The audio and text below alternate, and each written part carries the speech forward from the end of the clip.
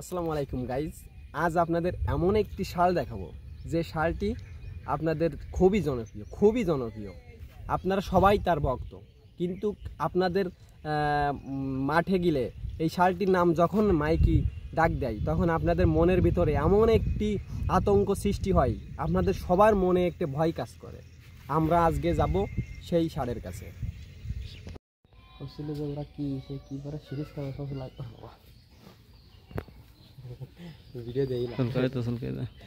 video দেখিলাম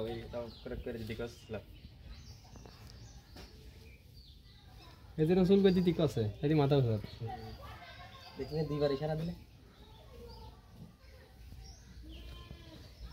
খেলা হবে সারাই দিবি সামনে দিয়ে পারে বাইরে দে না উঠতে পারে না